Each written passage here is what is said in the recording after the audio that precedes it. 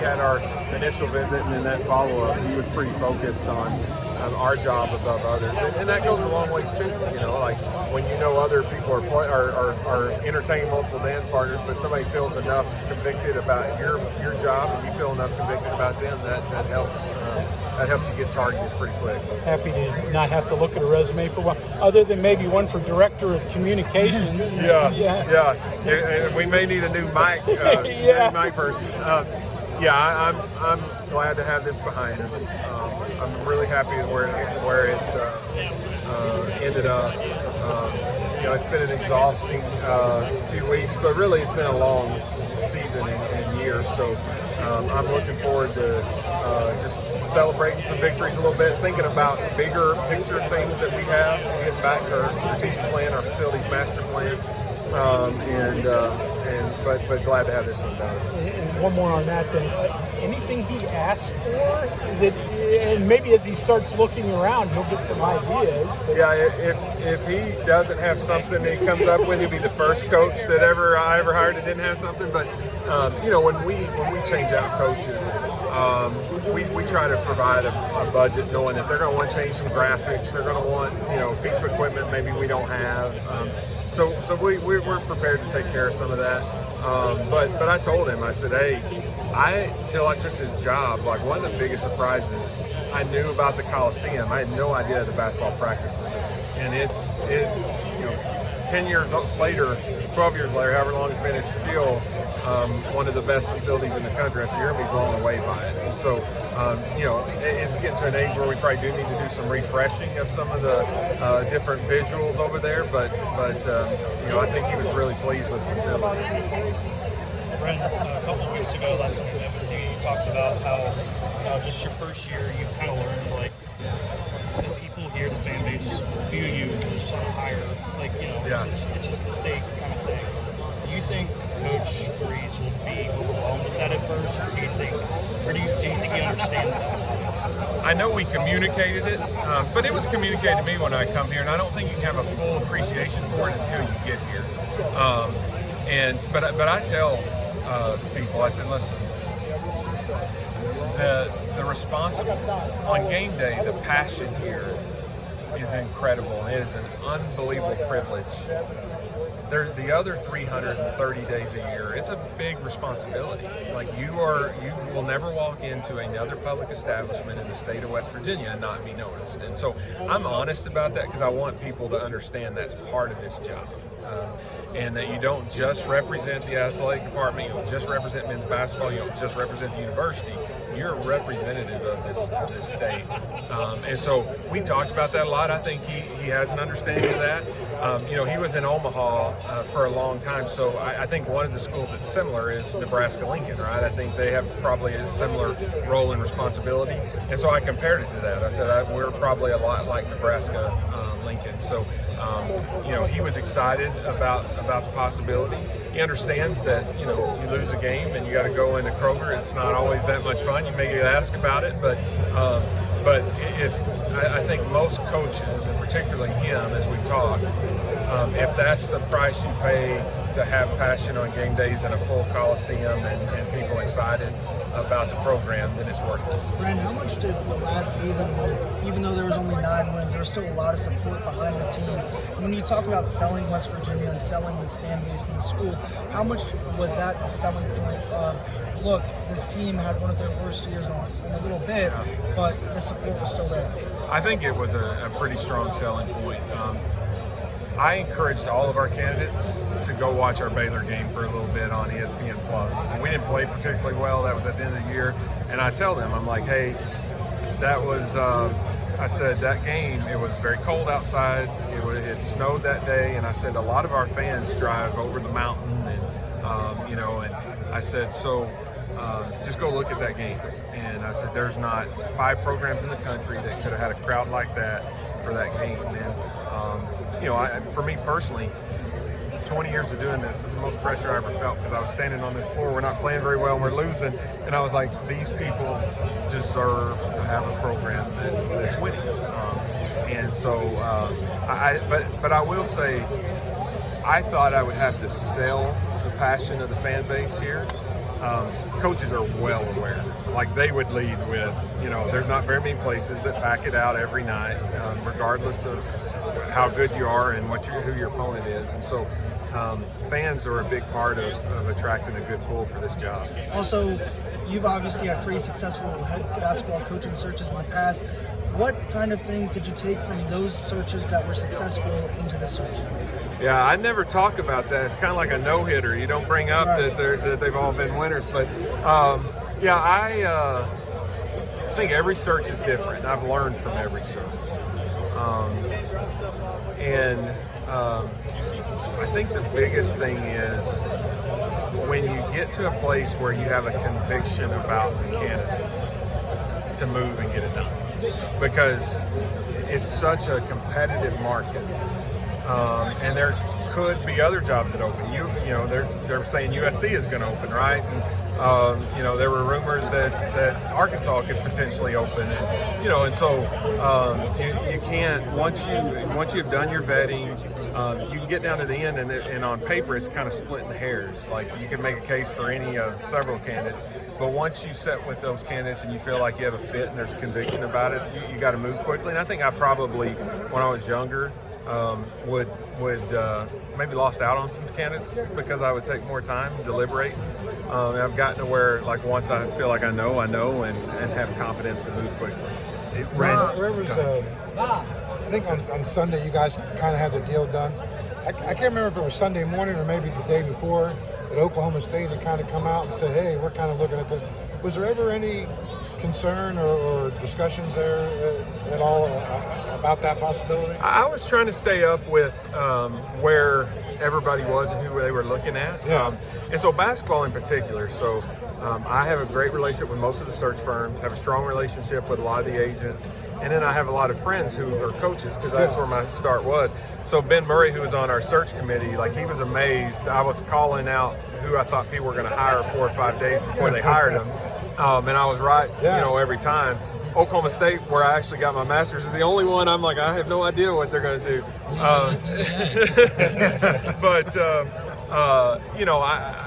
But I knew, I felt confident. By that point, I knew that he had us really high, not just because he was saying that this was a job he wants, but I was hearing from others in the industry that different people had made outreaches wanting to talk to him, and he was very cool or lukewarm because this is the one he wanted. And so that's where, like, when you kind of get to the end and you feel good about it, and you know that the coach feels good about your program, that's when you know that you're headed down the right path. Wren, first off, do you feel like you had any advantage in the process at all because you had an interim situation we had last summer, so you had things that could have been in your mind even if you weren't doing interviews, whereas these other schools maybe didn't have that situation? Yeah, I think it was an advantage because if you go back to when I got here, I came in the middle of the year. Coach Huggins, 70 years old.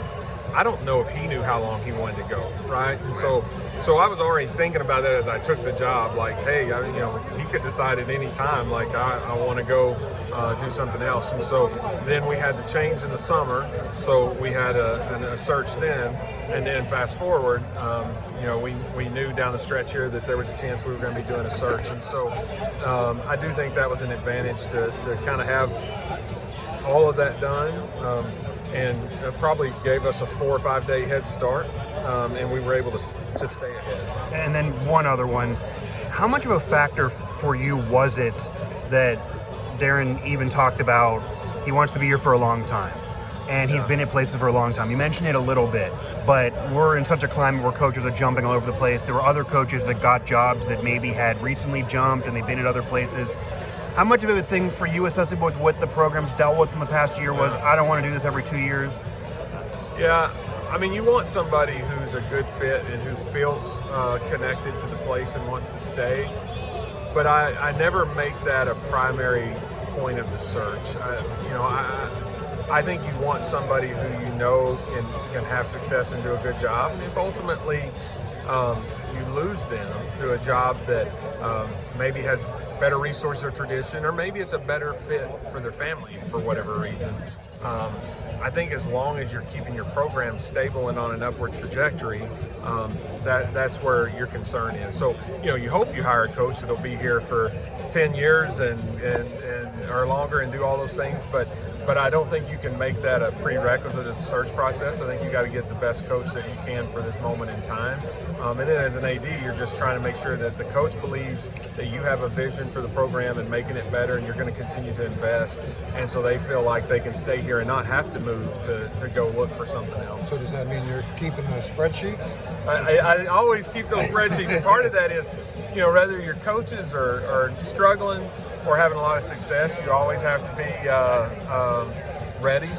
And it's a little bit of stress management. Sure. It's like I can't. There's so much I can't control, but the only thing I can control is if I need a coach, being ready for it. And so, that's probably where part of the reason I do that.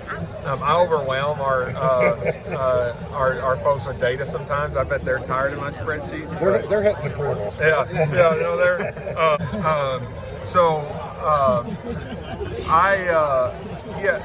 I just think that as an AD, you just want to be. You can do a lot of things right. Right.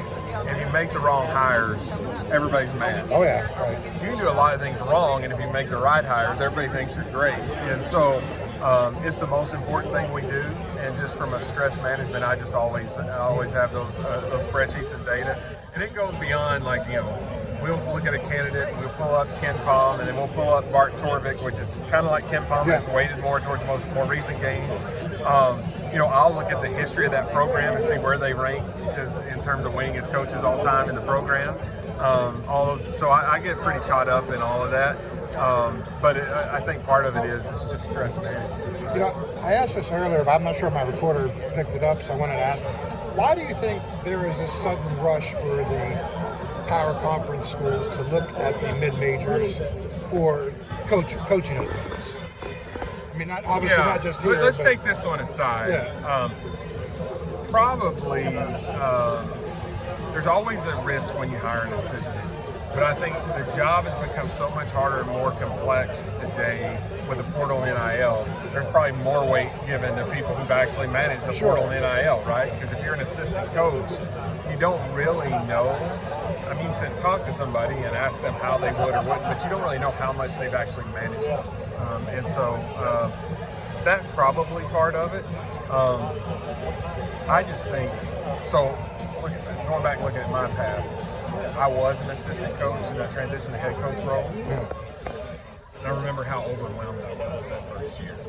And there's times when you're willing to take that risk, but there's times where you feel like your program probably needs somebody a little more experienced. So you take this program, the year that we had, following a Hall of Fame coach, the expectations, how important it is to just the athletic department's health as a whole, and you put a value on the experience, and so that's probably why we wound up where we did. We did consider some assistant coaches, but I think when assistant coach transitions, sometimes when the hard times hit, that confidence gets shook. Yeah. And when you're following a Hall of Famer, that's probably even more so. You probably need somebody who's actually seen a process through, built a program, been through hard times, survived them, and knows that, hey, I got to stay true to my principles here. And so that probably is what led us there. But I guess so all these other openings are also going for head coaches at mid-major schools, Charleston, so on and so forth. Why do you think there's that rush for head coaches at the smaller schools as opposed to going out and getting another Power 5 guy? I mean, one, athletics tends to be cyclical. Yeah.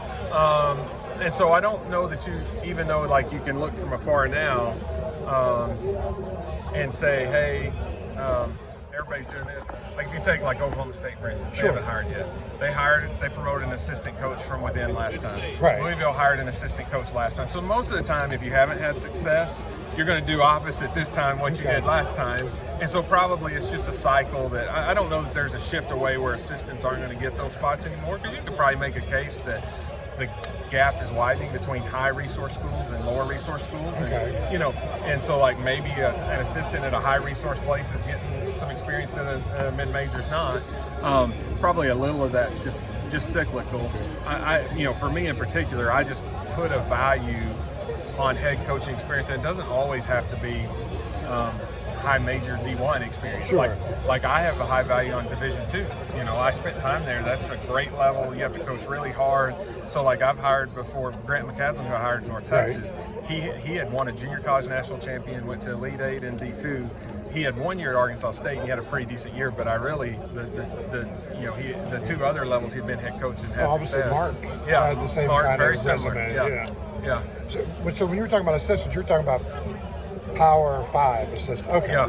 I think that's maybe where I was getting. Okay. Yeah. As far as timeline goes, you talked about how like you said, when you wanted a candidate, you wanted to go get your candidate. When you zeroed in on Darren, how long did it take for you to feel relaxed that, okay, we have an agreement in place? Not very long, because once we had it down to 3, and everybody does their searches different, right? But I pretty well had shared the terms that we were willing to do up front and said, hey, this is what we're probably looking at from a contract perspective, from an assistance pool perspective, from a resource perspective. And so there wasn't really a lot of discussion to be had on the back end, because I was on this one trying to do as much of that on the front end as we could.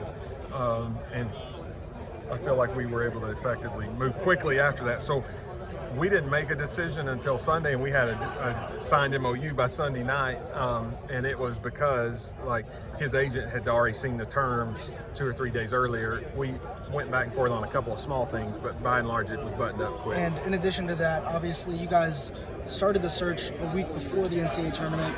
How much did the NCAA tournament the next week then complicate the search and kind of slow things down for you, if at all? A little, but what I did, and we tried to be very respectful of coaches, and I told our committee, I said, just because if somebody won't see us doesn't mean they don't want our job. This is, for many of these guys, the biggest week of their entire career, and it's the biggest week of these kids' lives in terms of athletics. And so what I did is I said, hey, we're not going to do a deal where we make you come to some neutral site and we sit still and everybody comes to us. I will get on a plane and fly to wherever you want me to fly if you can give me an out. I don't want to interrupt your game prep. It can be 10 o'clock at night, like after bed check with your team. But I wanted to keep that advantage of being ahead, and so that's what we did. So I zigzagged back and forth. I haven't added up the nautical miles, but this last week I've flown a lot of miles, but that allowed us, I feel like, to stay ahead. You got a free trip to Jamaica then, right? I hope so. That would be nice. I'd like to go take that. Anywhere warm and sunny. Analytically, I'm sure you have a Ken Blom subscription. Like, I know you're a numbers guy. Just what stuck out about Darren's teams at Drake the last 6 years? Just how balanced they were. They're good defensively, especially defensive efficiency. They're really good offensively. They're great at defensive rebounding, which I think is a very disciplined stat. That kind of tells you from a discipline standpoint. They play at a pace that I felt like our fans would enjoy. A lot of times if somebody's got pretty high offensive and defensive efficiencies, they got pretty low pace. There's a correlation there sometimes. And so like when you just looked at all of that together, in addition to just winning, I felt like they were about as well-rounded and balanced as any analytics that we looked at for any of the coaches. Wren, you mentioned the financial situation, and this is what you put it out there immediately. This is what we can do. This is how our contract's going to work. How important of a factor was it for you that the contract was formed in the way it was? Because it also looks very similar to how Coach Brown's extension is, especially buyout-wise, which is different than the prior buyout situation. How important was that for you that coaches are willing to do it this way? We wanted to be competitive on salary, and we are. If you look at the hires around the country that are being made of mid-major coaches and that were made last year in the Big 12, we wanted to make sure we had enough money left to invest in the assistants pool. So, our head coach pay the last few years was really high, but our assistants pay was really low. And so I felt like we needed to shift some money there. But in terms of those guarantees, I want the coach to feel security. but I don't want that security to be so much that it puts us in a place where, especially moving into the future, when there's a revenue share with student athletes coming, I mean, it's going to happen. There's going to be increased benefits for student athletes. I didn't want to put us financially where we're not prepared to do that. And so that's where, we kind of arrived at the conclusion we did. As long as you can walk coaches through that. I mean, my discussions with Coach Brown and his agents were unbelievable. And people are like we were in agreement with, this is what's important as we move forward and build this program together. We want to be able to invest in assistant coaches and staff. We want to be able to have the money and ability to do the things from a student athlete benefit standpoint to allow us to continue to compete. When you were telling the story, I thought it was kind of interesting how you were predicting what some of these other hires. I mean, obviously, like May to Michigan, everyone kind of knew that. Yeah. Some of the other ones you probably knew more than. But how much did that help kind of narrow the focus? And okay, well, if Michigan's going to go after this guy, okay, well then that opens the door to this guy, so to speak. Yeah. I mean, it helped. Yeah. And particularly with Coach May, because I have a friendship with him. Oh, okay. All right. So I knew a ballpark pecking order of where he was a couple weeks ago, which allowed me to work through our process free and clear. So I think there were several schools waiting on him to finish playing and then have discussions and make decisions. I wasn't doing that because I kind of knew where he was on things. There's a lot of speculation about him because people picked up on I know him, and I allowed that speculation to continue because it's a good smokescreen. Let people keep speculating. Sure. But I think it did help being aware of where other people were in terms of their process. Like so and so's doing Zooms this week. Here's who they're doing Zooms with. But and we've already done Zooms and felt like we had a good. So we were able to stay 3 or 4 days ahead of most people. The one that surprised me a little bit is I didn't think Ohio State would go internal. So when they went internal, we kind of had to recalibrate a little bit, not in a negative way, but that one coming off the board without taking any of the candidates, that was probably a positive thing. Yeah, that was interesting. Yeah. Second with the internet. Yeah. And you said I got to finish up here. Yeah. Thank you, We're Mr. good. Yeah, I'm good. Thank you, Mr. You Mick. bet. I appreciate it. How Darren wanted to come here and how he kind of seemed like it was closed off to other schools and it was West Virginia. How did you get that sense? Obviously, you talked about how we talked to other people in the industry, but how did you understand and kind of gauge that from him when you probably didn't have a prior relationship where you can have that much trust with him and know? Yeah, I didn't have a relationship with him, but I knew his reputation. And there's a sincerity and a genuineness and a realness about him that, you can tell when you're being sold something or you're being hustled. And with him, what he says is what he means, and he doesn't say something that he doesn't, that he doesn't feel a conviction about. And that was his reputation. That's what I saw from him.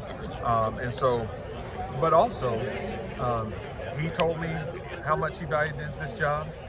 His agent did, and in terms of leverage, it'd be better for his agent to act like he valued 3 jobs. Like you want. And then, but then as I was talking in the industry to search firms, I would just I didn't tell them who we were zeroing in on, but I'm like, hey, who do you think so and so zeroing in on? And they're like, well, they like Coach DeVries, but he's kind of lukewarm. Maybe has another one that he likes more, and so it was all checking, out along the way.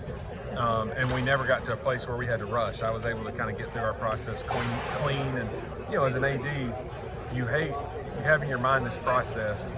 I think the most painful thing is when you feel rushed at the end and you feel like you were forced to make a decision and you weren't quite ready yet. It's like buying a house that you didn't love, right? And you didn't feel like you got to see all the other houses and check.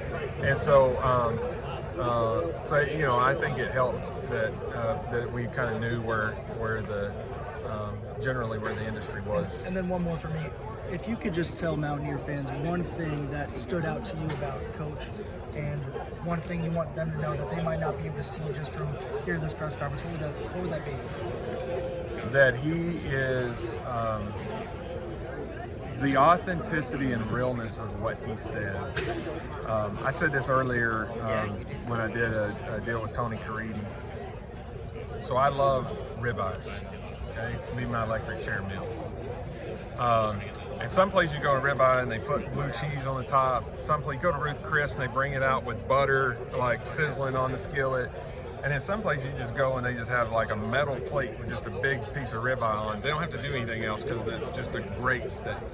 And that's kind of him, right? Like when we sat and talked, there wasn't like this, like coach speak, 30,000 foot, I'm going to sell you something.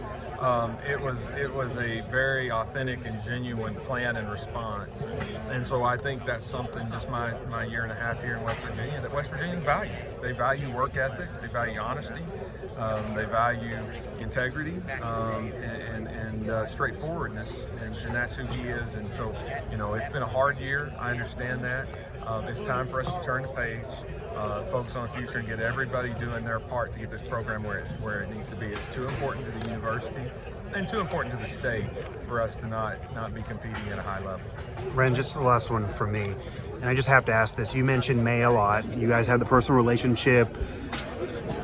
Was he ever a legitimate candidate for WVU? Why did that not happen with your personal relationship? Was there a process? Anything you can share on conversations with May? I probably would not get into the particulars of individual candidates and where they were. It's really probably not mine to share. But Dusty's a friend, and I like him a lot, and he was very honest and transparent with me as we worked through the process. And so, I'm excited for him. He shot me a text when we hired Coach DeVries that he said, "You got yourself a ball coach," and ball was all in caps. And I texted him congrats. And so beyond that, I don't want to get into not just him, the particulars of any other candidate. Maybe help out of conference schedule though. I would. Yeah, we'll play anybody. And so with 20 conference games, there's less opportunities now. But but I'm a big fan of his and wish him well.